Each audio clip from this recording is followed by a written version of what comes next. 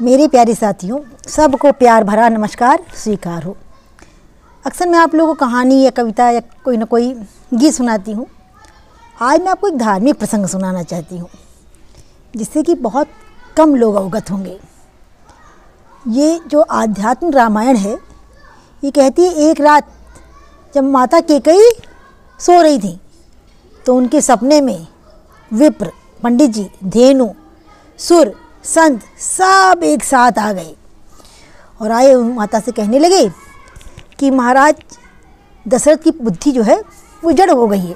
सबके सब हाथ जोड़े माता कैकेयी के सामने खड़े हो गए और कहने लगे कि माँ, जो दशरथ है उनकी बुद्धि तो बिल्कुल जड़ हो गई है।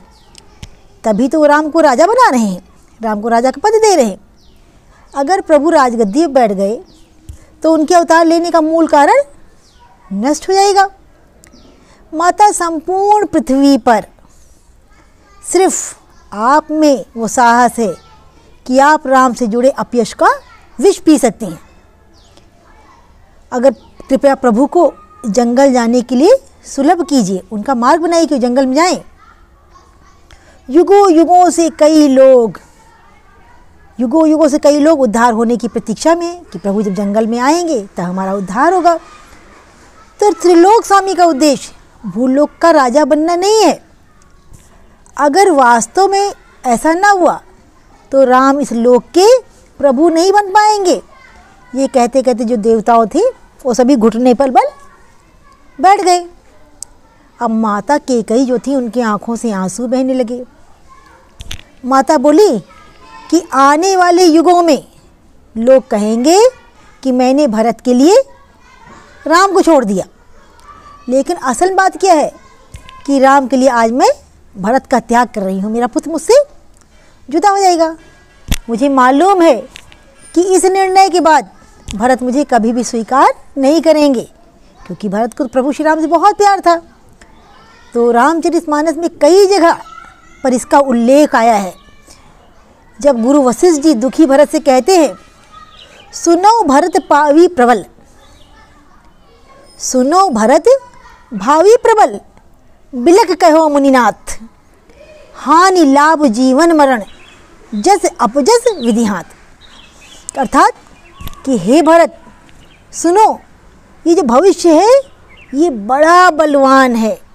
यहाँ पर हानि लाभ, जीवन मरण, यश अपयश सब उस विधाता के ही हाथ में है।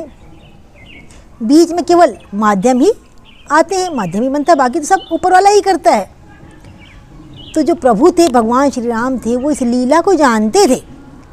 इसलिए जब चित्रकूट में तीनों माताएं उनसे मिलने गईं तो प्रभु श्री राम ने क्या किया, सबसे पहले माता कैकेयी के पास पहुँचे। अब क्यों पहुँच कर उन्होंने सबसे पहले माता कैकेयी को प्रणाम किया, क्योंकि वो जानते थे कि उनकी जन्मदात्री माँ भले ही श्री कौशल्या माता हैं, लेकिन उनको मर्यादा पुरुषोत्तम बनाने वाली माँ कैकेयी हैं। हम सब कैकेयी को हमेशा खराब कहते हैं कि कैकेयी माता राम की सौतेली माता थी, इसलिए उन्होंने उसको वन भेज दिया। लेकिन हकीकत ये है कि जो माँ कैकेयी थी वो भरत से की अपेक्षा प्रभु श्री राम से बेहद प्यार करती थी और उनको पुरुषोत्तम, मर्यादा पुरुषोत्तम बनाने के लिए उन्होंने ऐसा किया।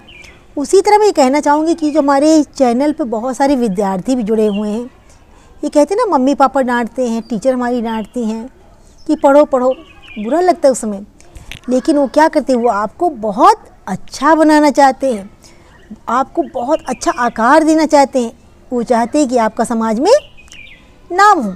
अच्छा भाई, मुझे आप लोग कमेंट बॉक्स में लिख के बताना कि किसको किसको ये बात पता थी कि माँ कैकेयी जो थी उन्होंने अपने ऊपर अपयश लिया और प्रभु श्री राम को पूरे विश्व में क्या किया, यश दिलाया, उनको मर्यादा पुरुषोत्तम बनाया।